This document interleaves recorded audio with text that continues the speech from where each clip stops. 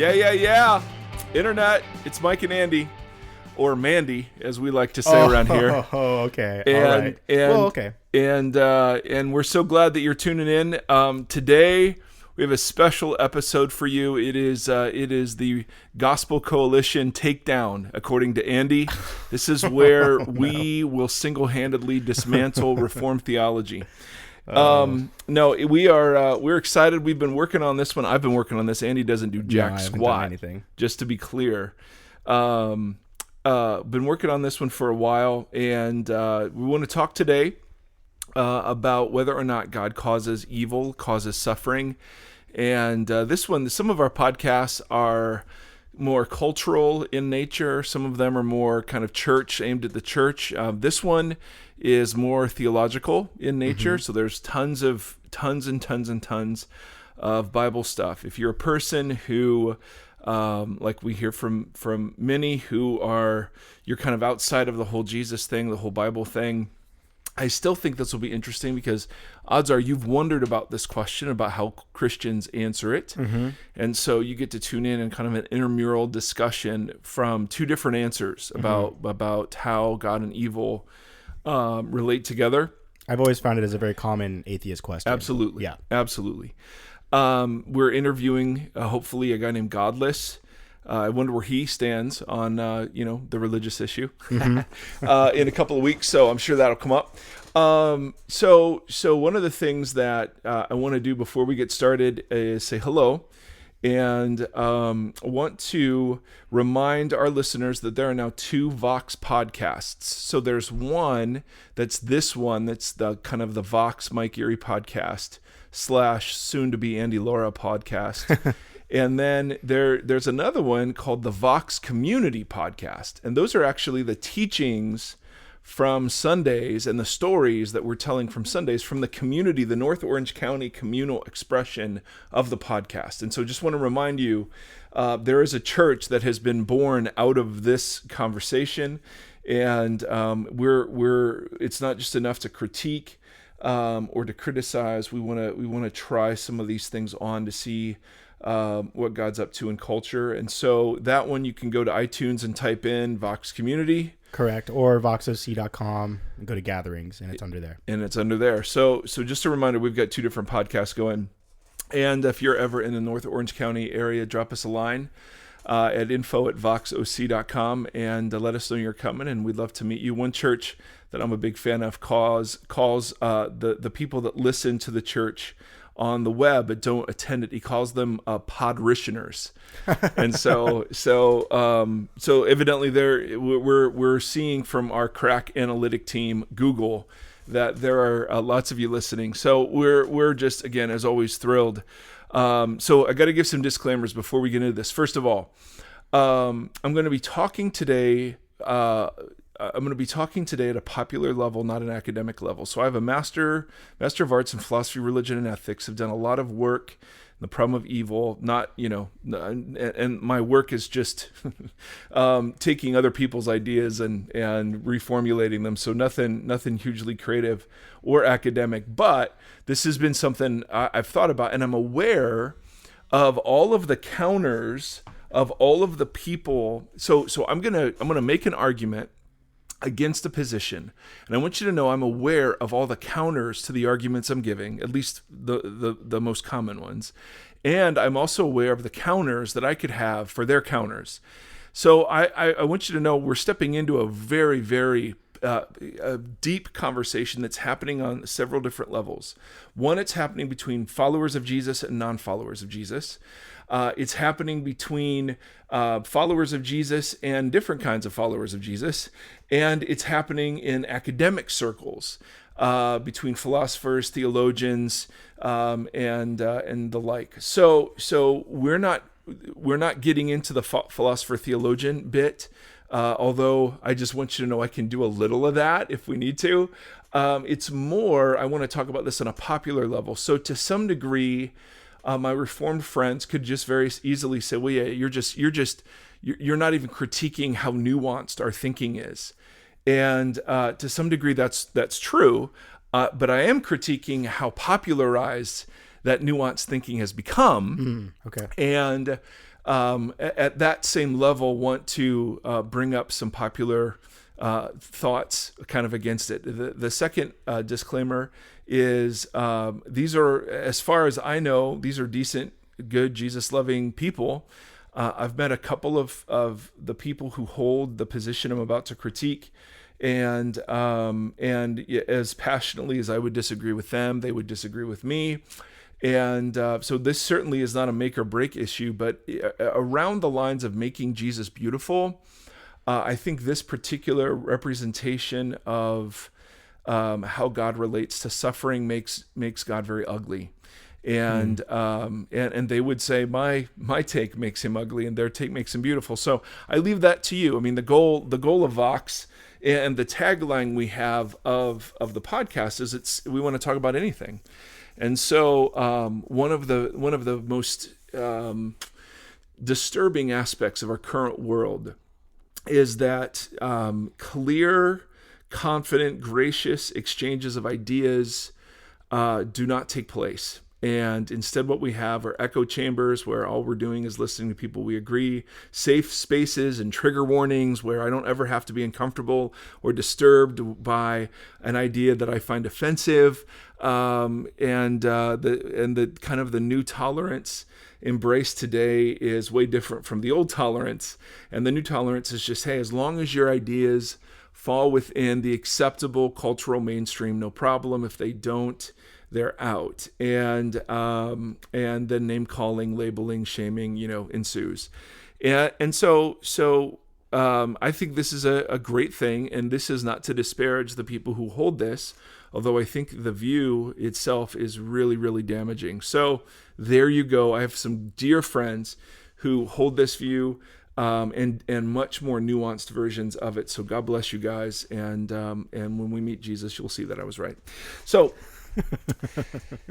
the thing that got me juiced on this conversation, Andy, was a tweet that I referenced last week in my violation of how to lament kind of publicly well. So a couple of weeks ago, 3 weeks ago, there's this group of people called the Gospel Coalition, which is this network of church leaders, a network of similar thinkers from the Reformed Calvinistic tradition in the American church and broader, that tweeted out the following: God just doesn't allow suffering, he ordains suffering. And that's far better news than if he merely allowed it. Okay, so then the Orlando nightclub shootings happened, and I tweeted back at them, well, is this still true today, guys? Because I went onto their website and they had this huge lament about what are the ways we should respond to this tragedy. And it was the news of such violent atrocities comes to us regularly nowadays that we may feel numb, helpless to know what to do or say. But we can't simply shut out the pain and despair. We must bring light and healing.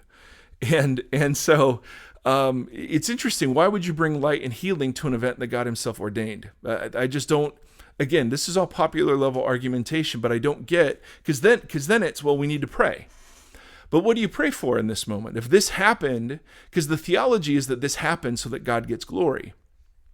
So what are we praying here? That God is, I'm assuming God gets glory no matter this, but here, the examples of the prayer where we abandon ourselves to you, our fears, our anger, our anguish, our lament, our longings, we collapse in your presence. And I'm just like, okay, that's great. But this is God ordained. Why is this something to be fought against, to be grieved, to be prayed for?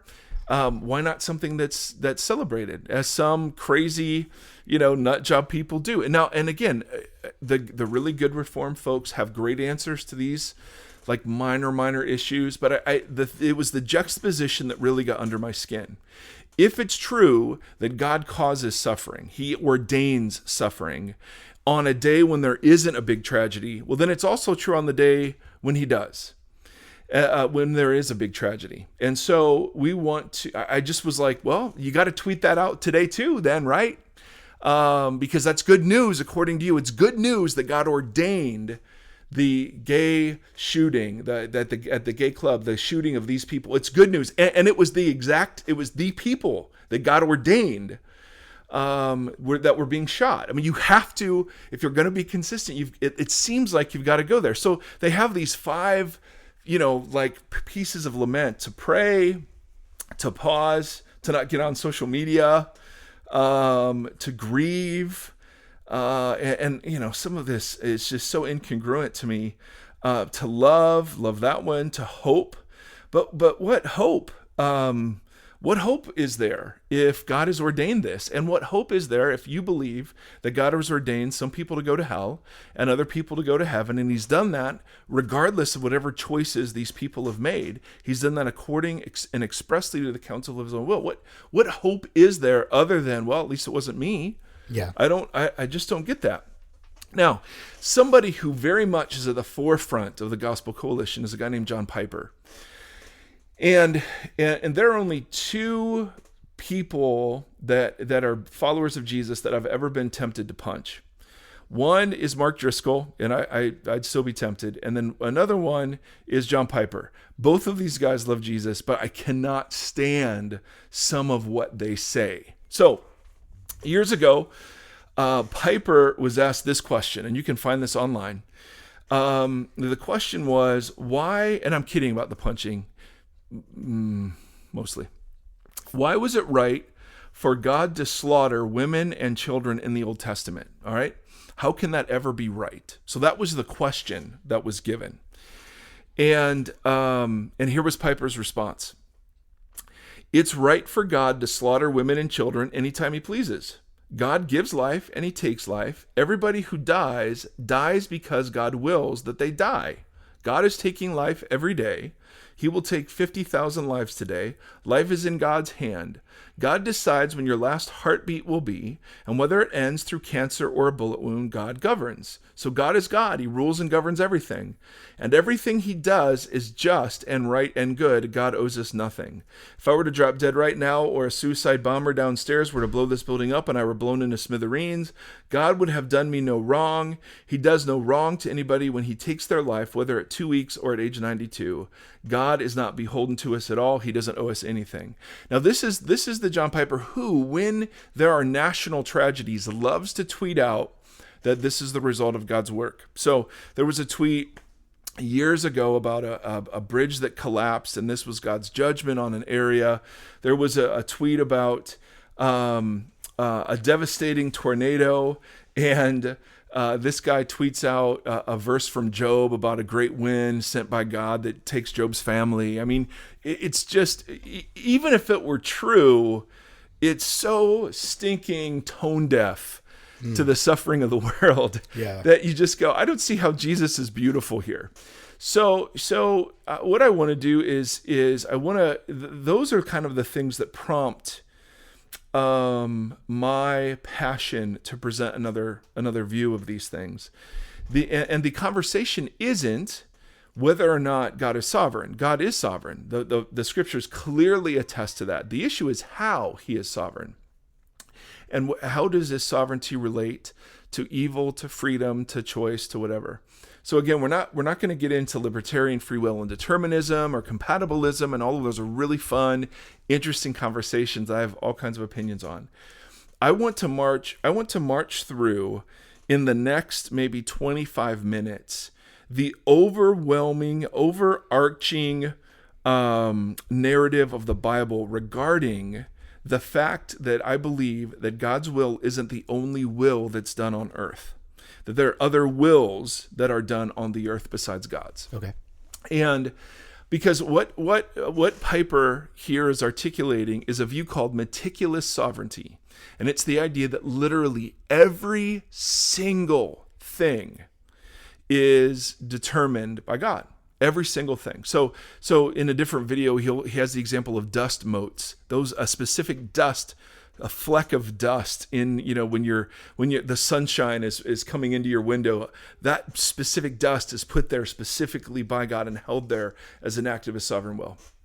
And so we want to critique this view called meticulous sovereignty because I think that it gives non-believers loads of ammo. I mean, how can you love? First of all, this sounds just like Islam, or karma, or I mean, how can you love a God like this if raping is what it takes for God to get glory? I don't get that. But secondly, I just don't think it represents the broad swath of the Bible. So what I want to do is I want to present the broad swath as I see it. Feel free to disagree. And then there are about 9 specific passages that I see referenced all the time in response to the argument I'm going to give. So Job, John chapter 9, Acts chapter 4, Ephesians chapter 1. And if you're new to the Bible, I realize you're not even going to know what those references mean, but I'm trying to preview the fact that there are counter arguments to whatever I'm going to be saying, and those have to be acknowledged and responded to. So I'm going to give one overarching story. Someone who holds meticulous sovereignty would give a different overarching story. And the question that we have to ask as people who want to be faithful to the scriptures is, which of these views makes the most sense out of the most parts of the Bible? There are some parts that are utterly confusing and holy cow, we can hardly figure out their basic sense, let alone how they fit into larger schemes of things.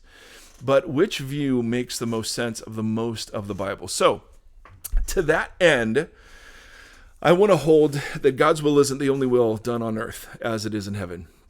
And so, joy to the world. I know this is thick, heavy sorts of theology, but I think there's some really good points to be drawn out of this conversation. So first, before we can ask or answer, why does God permit any particular instance of suffering? Does God permit it, ordain it, allow it, cause it? We have to step back and ask, why did God create the kind of world he created? And what were his intentions in creating the world the way that he did? And so you literally start in the book of Genesis, where we first begin. Now, again, if you're not like into the Bible, some of this stuff is going to sound hokey and crazy.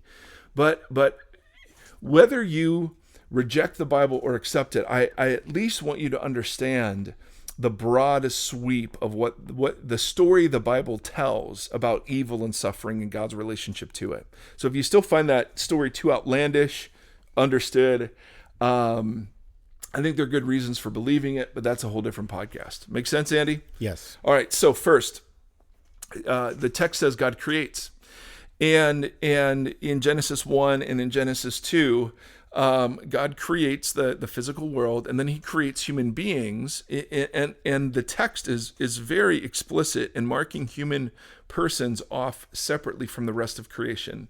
They're still created beings. They're not gods or they're not divine, but they have a nuance that's not present in any of the other parts of creation. Namely, they bear the image and likeness of God. Now, those are temple words, and what the kind of the reading of Genesis 1 that I buy into says that God is fashioning for himself a temple where he will dwell. And that image and likeness, those were words that were used of ancient Near Eastern temples where you would have a statue of or representation of the God to whom that temple was dedicated. So to be image bearers and likenesses of the God means that we're representations of God's divine authority and power and creativity and benevolence is the kind of the idea. Now, here's what becomes very fascinating, Andy Bear. The picture, so God makes these human persons and then he gives them work to do. So the first command in the Bible is to have sex, which is one of my favorite commands, I'm not going to lie. But he says, fill the earth and multiply, rule over, subdue, take care, serve. I mean, all of these words are given to the image bearers to push creation forward. Now, several implications follow from this. One, creation isn't static, it's dynamic, and it's embedded with potential that the human persons were to now bring out using their image bearing as a way. So God, and this is the second point that's so massive, that God was delineating, he was delegating some of his sovereignty and authority to the human persons, that he was going to now rule through them, not just by fiat or brute power, but he was now going to work through them. So the first thing, if you've never read John Calvin, if you've never read anything, if you just come to the Bible straight up, you're just going, oh, well, this is interesting. You have a creator God who speaks matter into existence, but now creates some sort of beings that he declares image bearers and gives them work to do that sounds a lot like the work God was just doing himself. Yeah. Right? So there, God creates, there to create. God rests. Later in the story, we read that there to rest. That God gave them, as part of their image-bearing and creational mandate, gave them agency, the ability to do stuff. And we realize there's a connection between the stuff they were to do and what God had done. So they were to be reflections, representations, ambassadors of God's intention and benevolent purposes for the world. Make sense? Yes. So that's huge. Mm-hmm. But the second thing we read is that in this world there is a garden, and in ancient Near Eastern temples, the center of the temple was a garden. So, not surprisingly, God nestles the man and the woman, our primordial parents, into this garden, and he gives them one restriction, and that restriction is don't eat of this particular tree. Now, again, huge debates. Is the tree literal? Is the tree a metaphor? Is the tree symbolic? I mean, what's the significance of the tree? Blah, blah, blah. We can get lost in all of that stuff. But if you're just coming to the Bible fresh, it's undeniable that the tree represents a choice. To trust or to not trust. Mm-hmm. To listen or to not listen. To submit to an authority greater than oneself, or to submit to another authority. And so that you have this, you have the appearance of the talking snake, which non-Christians love, and the talking snake tempts the woman, then the man, into rebellion against God, and it's called rebellion. It's like they did something wrong. It wasn't planned out ahead of time. It was called rebellion. It was you did not listen. Again, implying choice and agency, and so the thing that's fascinating is that they are responsible agents and they bear now consequences. So God judges the ground, he judges the serpent, he judges the man in his work, he judges the woman in childbearing, and then he exiles them from Eden, away from this tree that they were not supposed to eat of, because there was another tree there that was called the tree of life, and if they ate of that, they would live forever in this sort of fallen state. So that's the Christian story. Again, I get that it's a bit crazy, but the point you need to see is the opening chapter is of a God who creates, who wants to rule through people, not around them, not as puppets, but as free agents. He gives them a choice in the garden, and they choose poorly, and there are consequences for their actions. And this is how the whole story begins. Now, we're only into the third chapter of the Bible. Cool. All right. What then begins to happen are there these ever widening circles of ripples of the result of our primordial parents' rebellion. So you have a son named Cain murdering his brother Abel. And God judges that. It's not like that was God's will, right? God's will was not image bearers murdering each other, all right? You have the beginning of technology and industry, but being used for purposes that weren't God honoring. You have such a stew of evil that in Genesis 6, the text literally reads that God regretted he had made humanity on the earth because they were so full of wickedness. Yeah. Now, again, you can read that as anthropomorphic. You can read that as symbolic. But man, if you're just taking the text, how can you come away with anything other than the conclusion that God's will wasn't being done on earth? I mean, clearly God's will wasn't being done on earth. So God rescues a man, Noah, and his family. He floods the earth. It's the undoing of the creative process of Genesis 1. Where God subdued the waters. Now he allows the waters to subdue the earth again. And God saves this one family. And even, after they find dry land, they begin to populate the earth. There's still sin. There's still shame. In fact, they even though God calls them to scatter, they bunch up and they build this huge tower. That's the Tower of Babylon. We know it as the Tower of Babel, but it's where Babylon, it's what would be Babylon in the biblical story. And it's this monument to human arrogance, and God, is again grieved, and he scatters languages. And again, metaphor, literal, different conversation. Sure. But the point that you're seeing is that it's a creation spinning out of control, where God is interjecting God's self into the spiral, hedging it, protecting it, judging it, seeking to hold parts of redemption. I mean, the pulling of Noah, all of those sorts of things, till you get to Genesis chapter 12. And then we read of God's brute force sovereignty. God's just unmistakable, this is going to happen sovereignty. Mm-hmm. And he says to a man named Abram, leave your parents and leave your father's household and go to the land I will show you. And it's interesting, did God bless Abram in response to Abram's leaving? Who knows? But God makes this incredible promise that the rest of the Bible is the outworking of. I will make you into a great nation. I will bless you. Whoever blesses you, I will bless. Whoever curses you, I will curse. And all nations on the earth will be blessed through you, Abram. Now, Abram at this point was an old man. His wife was infertile and well past childbearing age. And so thus begins this from Genesis 12 to Genesis, I don't know, I think it's 19, maybe 18, of this weird waiting where Abram's going, hey, I don't have a kid yet. So, it's this sort of kind of, we're waiting on the promise of God, but yet it's not happening quickly. But what you get is you get the first glimpse of God's redeeming intention through the world. And guess what it was?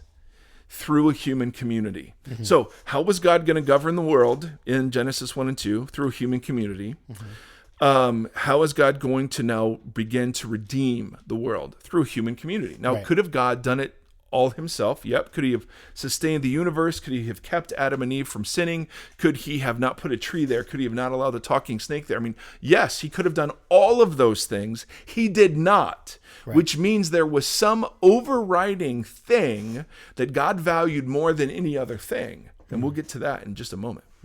Now, once you hit Genesis 12, then you get into a series of biblical stories that are stories of what's called the patriarchs. It's Abraham, it's Isaac, it's Jacob. They're fallen, they're screwed up, they cheat, they lie, they steal, they're immoral in some ways, and yet you see God's sovereignty even in the midst of their brokenness. He's moving, he's going to accomplish his purposes. This was an unconditional covenant promise he made to Abram, and yet the free choices of these guys show that they're not particularly the most righteous people on the earth, and they're not perfect, and blah blah blah blah blah. And then you get to instances where God creates a tribe out of the line of Abraham. So Abraham gives birth to Isaac. Isaac gives birth to Jacob. Jacob is renamed Israel. Jacob has 12 sons that are considered the forerunners of the 12 tribes of Israel. And now Israel becomes a nation, and the first part of the whole promise becomes true. There's a great nation out of the descendants of Abraham. They find themselves enslaved in Egypt. God rescues them. Miraculous displays of power. But he does it again through human agent. Right? Moses and Aaron and the stick. I mean, God could have done it by himself. God is always looking for cooperative participants, always and forever. And this is so central to understanding his relationship to evil in the world. God is not meticulously holding every single decision and predestining it from before the foundation of the earth, because that would prevent cooperative participants from ever existing. What God's looking for is cooperative participation in his work. So how does God redeem Israel? Through human persons. Mm-hmm. And so he rescues this tribe. He brings them into the desert. He gives them 613 commands called the Torah, the law. And he makes with them a covenant. This covenant is different than the one that we just saw in Genesis 12, that one is called an unconditional covenant. And that is, this is going to happen no matter what. The conditional covenant God gives Israel is, hey, if you will follow my laws and decrees, you will be blessed and you will be brought to the promised land and you will stay there. You will be, your diseases and your crops will flourish and it will be a place of justice. If, however, you rebel it or forget and go chasing after the worship of other gods, then I will bring covenant curses onto you. Now, this was totally standard for how kings would make covenants with their subjects in the ancient Near East. This is like legal documentation. It's totally legit for how things were thought of at the time. Totally makes sense. But the issue is that the rest of the Old Testament unfolds with Israel at the center and with God sometimes bringing disaster upon Israel as part of the Old Covenant. Mm-hmm. So there are times he'll bring a plague. There are times he'll use another nation to punish Israel, even though he'll then punish the nation because that's what they were going to do anyway, but God uses it. It's a fascinating ebb and flow of God redeeming and God disciplining until finally the nations are sent into exile. Only one, 2.5 tribes at most come back to the promised land. I mean, it's this epic story of God's fidelity to his promise, even in the midst of how crazy the people of God are. So the Genesis 12 unconditional promise is the through line, but we see the outworking of it in the conditional promise of, hey, if you walk with me, you're blessed. If you don't walk with me, you're cursed. Now, what people want to do, particularly advocates of meticulous sovereignty, is they want to pull Old Testament passages about how God brought this calamity upon Israel and say, see, this is what God does. So, and they want to draw a straight line from that to, Hurricane Sandy or Hurricane Katrina or 9/11. That could not be more mistaken. We don't live under a conditional covenant in the same way that Israel did. Israel was God's people. He was their king. And even God's kingship becomes mediated through a human king, even though that wasn't God's original plan. Right. The king becomes corrupt. Israel becomes corrupt. God is invoking the covenant curses, always with an eye to redeeming and restoring his people to be the salt and light of the world that he'd originally intended. Right? So instead of becoming people of the answer, Israel becomes people of the problem. And so the Old Testament ends with all of this sort of, you have two themes. One theme is disaster has befallen Israel. People of the answer become people of the problem.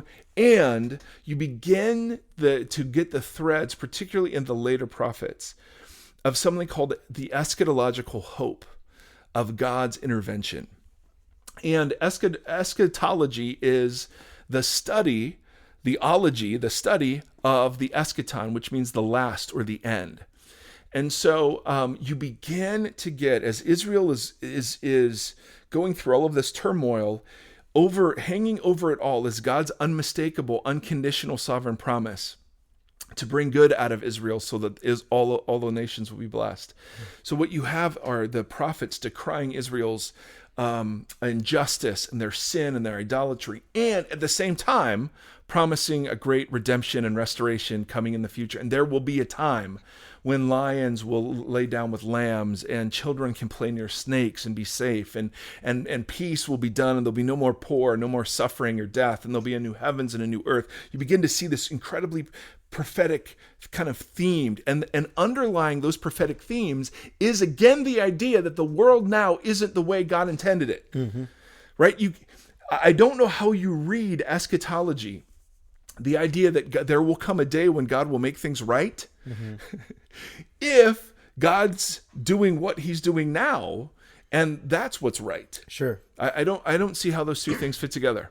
I know I'm doing a lot of talking, Andy. No, this is great. I'm preaching. Looking at that kind of that point right there, when we go back to look at the flood story, there, the references in there of why the flood had to take place. Yep. Like they're, for those obviously who don't read the Bible, this is all crazy talk, but it's like, there was this thing called a Nephilim, which was basically a demonic angel. Don't go there. So good Lord, right, don't do it. We're not, but it's that if that was God's plan, why even do the flood? Right. Because if I'm going to come into this and interject this, well, the flood is the answer to that happening, and I needed to wipe that out. It seems like that just sounds like working backwards. Right. So even that tiny note in my mind is like, I can't even make sense of that one thing in that way. But, so now, even as the story is unfolding, there are instances where God is unilaterally decreeing things. Mm-hmm. But those seem to be the exceptions rather than the rules, and he's doing it within a covenant framework where all of this had been agreed upon earlier. Right? Yes. And so I just go, okay, if we want to assume that's the way God does things now, I don't think that is supported in any way, shape, or form by New Testament teaching. Now, so we'll get to all the objections, but this is a huge deal. Yeah. So the Old Testament ends with these two things. Israel is part of the problem now, and there is hope that God is going to do two things. God's going to do something soon, and then someday there'll be this re-putting together and reformatting of everything the way God initially intended it to be. So here comes Jesus, God in human flesh. Jesus, and it's important to note from the very beginning that the way the Bible presents Jesus, the way the later New Testament writers present Jesus, as that Jesus is the clearest, most definitive representation of what God is like. In other words, Jesus is called the visible form of the invisible God. He's called the exact representation of God's being and the radiance of his glory. And those words in Greek are so powerful, meaning that if you want to know what God's inner character is like, this is what God looks like. All right. This is the inner character of God. You've got Jesus saying, if you've seen me, you've seen the Father. You've got Jesus claiming to be in some incredible ways divine, right? He claims to forgive sins. He says in John, before Abraham was, I am, as if claiming the title of I am from Exodus 3 for himself. I mean, you have this big mix of things, but the way the Gospels portray Jesus and the way the rest of the New Testament portrays Jesus is that Jesus is the determining, as the author of Hebrews says, God has spoken in many ways, and many times, but he's spoken now in his Son. Meaning that the revelation of God in Christ is the better revelation of God than any of the other revelations. All the other revelations are true. They're inspired. They're just not the exact representation of God's being. Now, I think that is undeniable. So when you look at the ministry and life of Jesus, do you see Jesus living as if all of this was ordained by his Father, or do you see Jesus living and moving as if this was a place of battle? And the answer clearly when you read the Gospels is that Jesus saw this as a place of contested battle.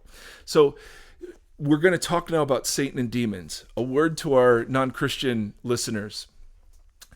It is no great jump if we believe in a disembodied person named God, to believe that in other disembodied beings that are good and evil.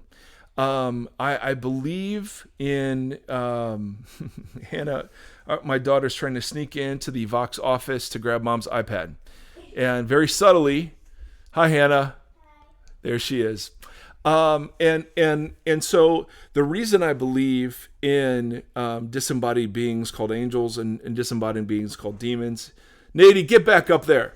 Get up there. You both don't get to come down. Stay quiet in your closets. Oh my gosh. I've given you water. Big fans of Harry Potter, by the way. Yes. Under the stairs. There is a closet under our stairs too, where they go. Yeah. So I believe I can fly. I also believe I can touch the sky. I believe that there are demons and angels because Jesus did. And Jesus, my entry into the Bible isn't the Bible. My entry into the Bible is Jesus.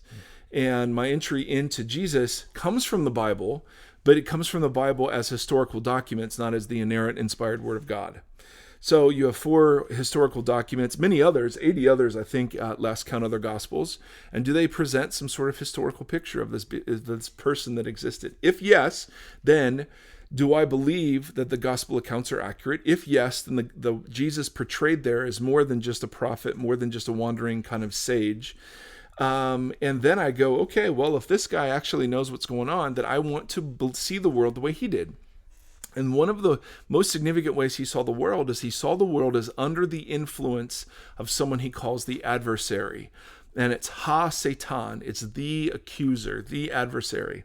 And so Jesus calls this person, this being, he calls him the archon of the world 3 times in the book of John.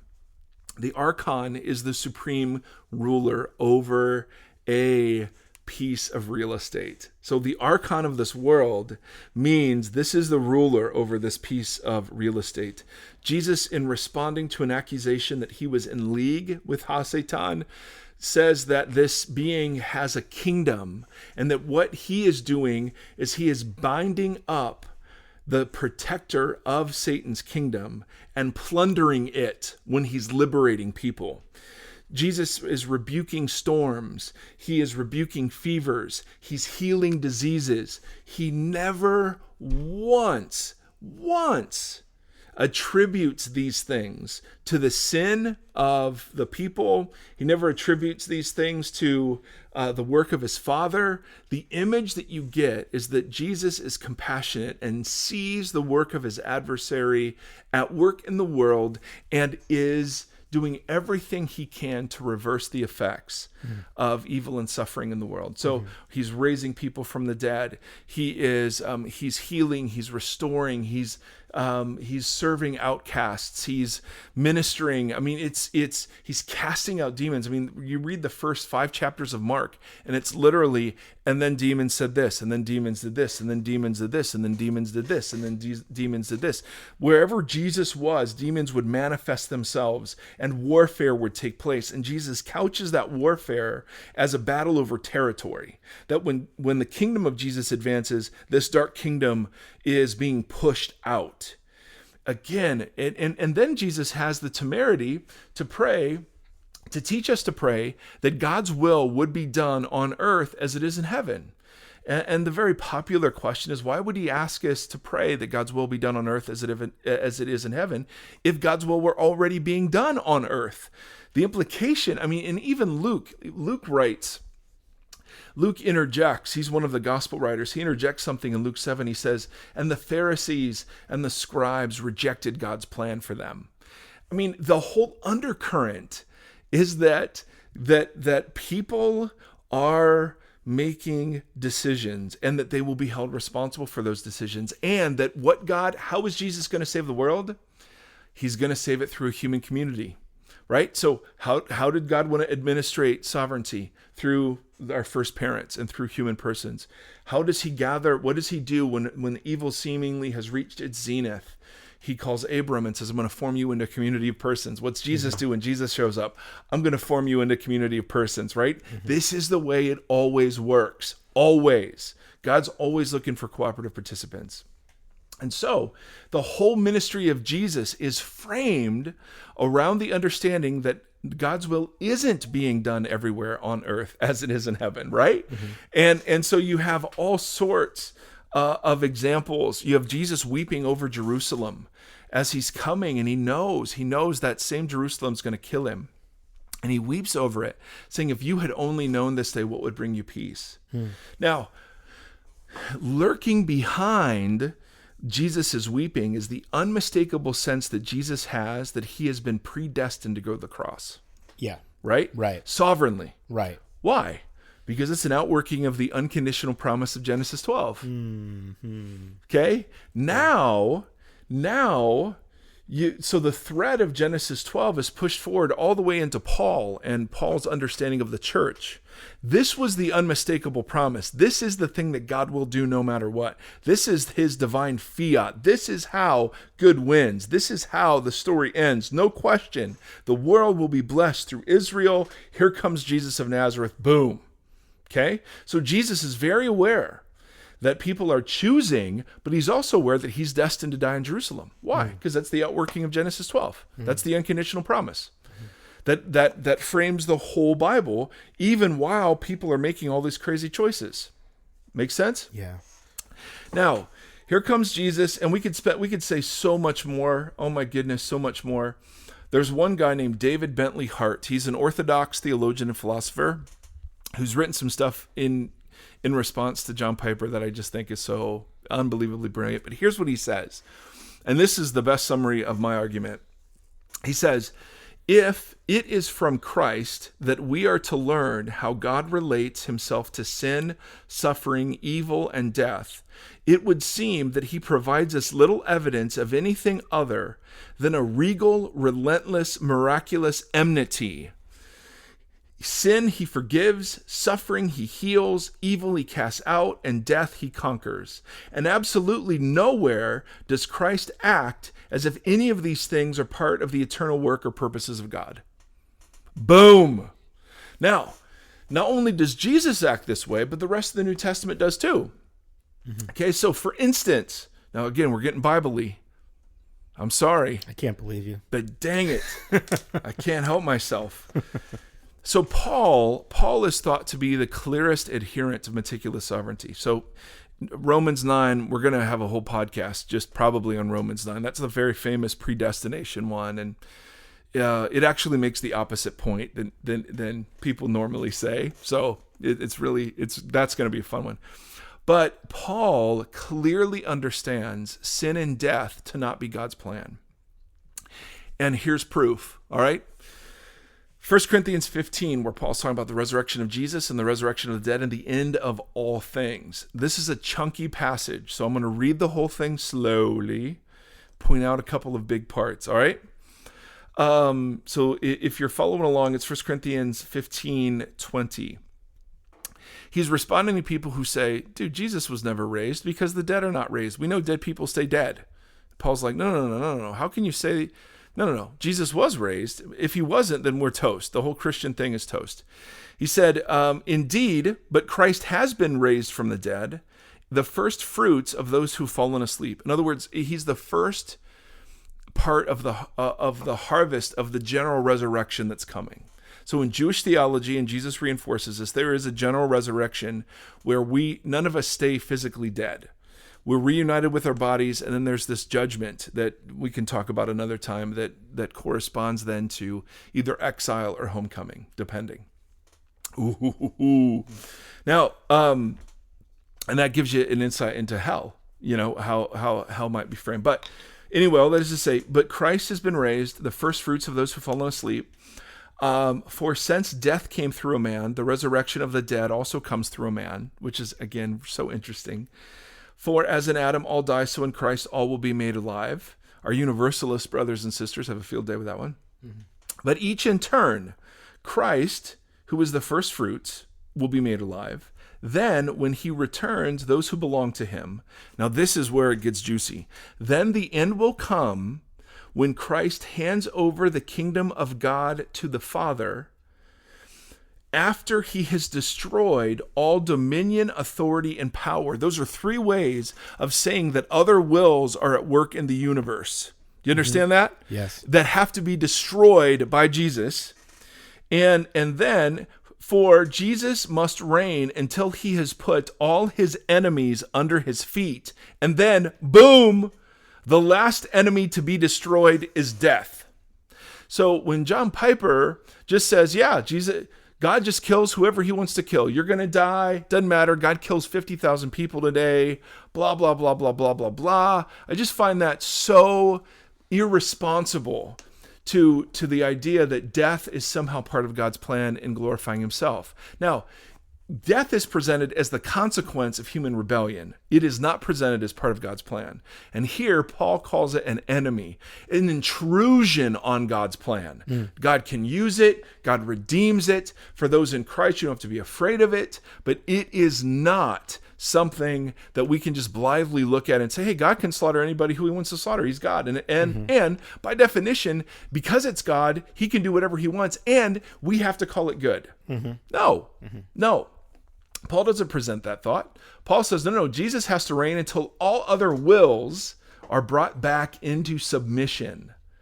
And then he will hand the kingdom over to his Father. Yeah. And the last enemy to be defeated is death. And why is he talking about death here? Because he's talking about the resurrection of the dead.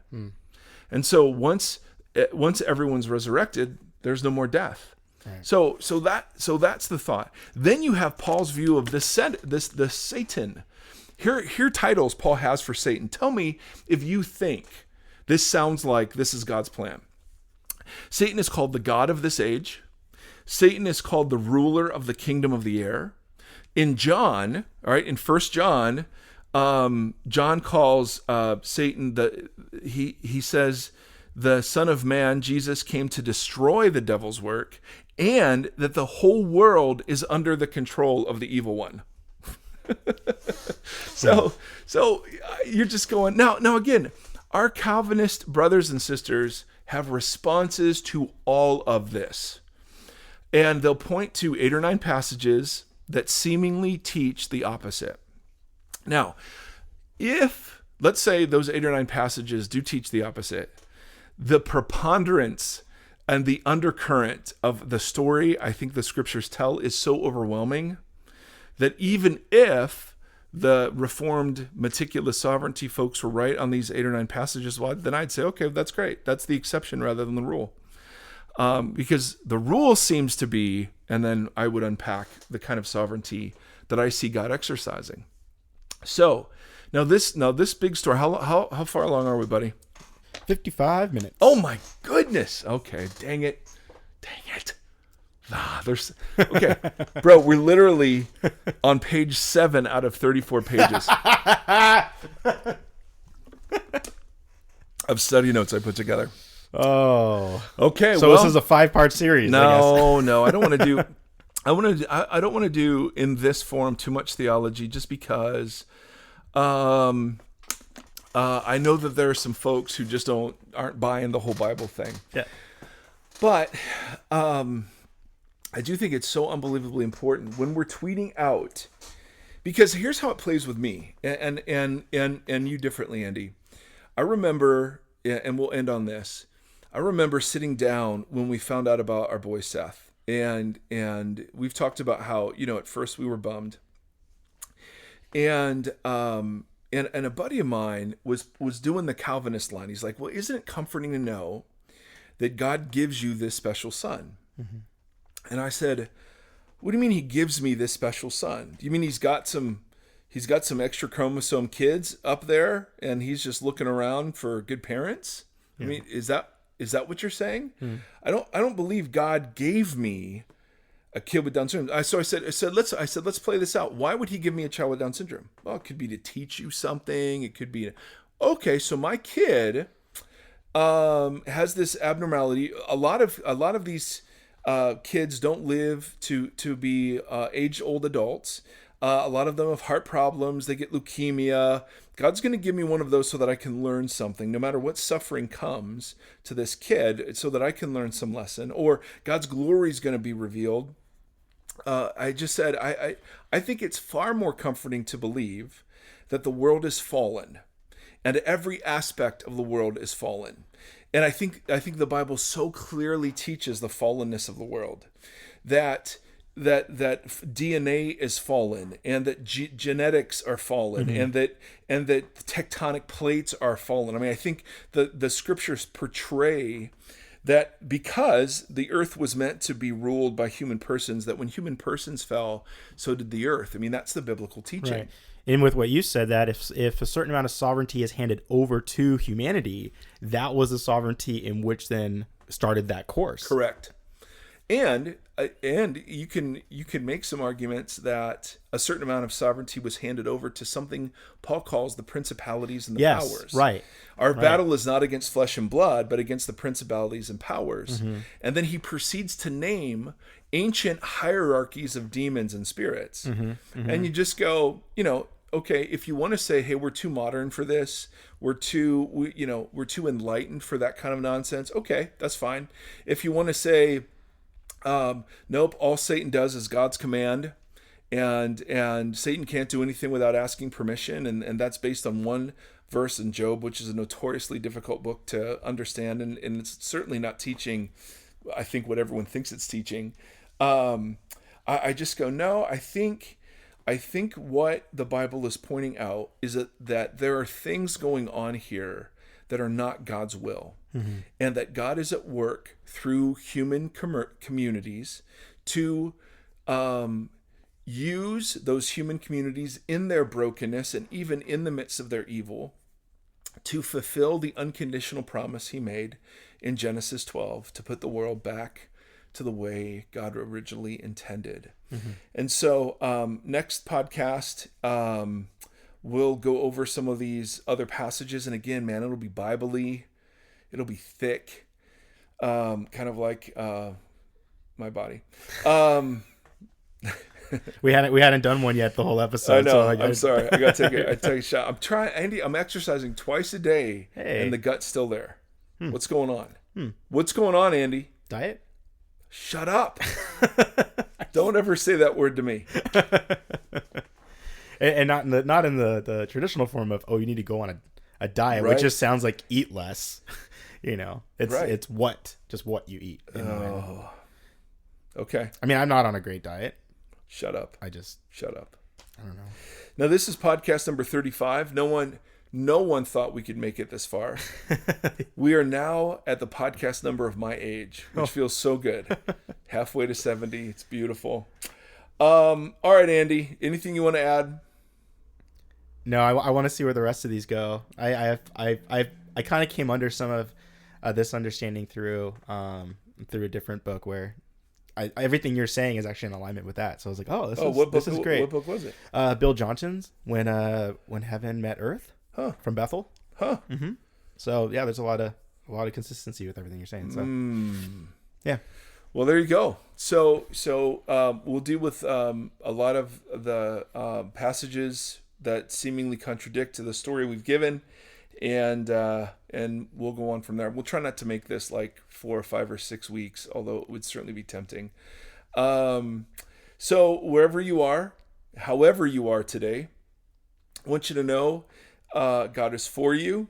God is with you, that there is no such thing as a secular place of employment. There's no such thing as a secular part of your day. The whole thing is lived in the presence of God.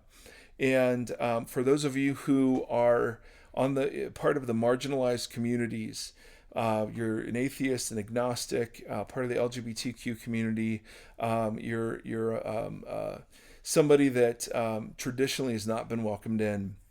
We're so glad you're eavesdropping over some of these conversations, because our goal is always to show that Jesus, if Jesus is the definitive picture of God, then and Jesus is beautiful, then it's really good news indeed. Yeah. And the last thing we want to do is attribute to God what his enemy ends up doing in the world. And so to our Reformed brothers and sisters, bless you, and let's do our little benediction, shall we? Atheists, you can turn off now. May the Lord, although if you're an atheist, you might as well at least take the chance that maybe God's listening and real, and maybe this spills over into you. So Lord, may the Lord bless you and keep you, atheists. May the Lord shine his face upon you and be gracious to you. May the Lord lift up his countenance to you, and in these days would he give you peace. See you later. Until next time. Thank you. Thanks for listening to Vox, the Mike Geary podcast. Be sure to like Mike on Facebook at facebook.com/official Mike Geary. Follow Mike on Twitter and Periscope at Mike Geary for live interaction and ongoing Q&A. Don't forget to visit subversivekingdom.com for further engagement and information about Mike.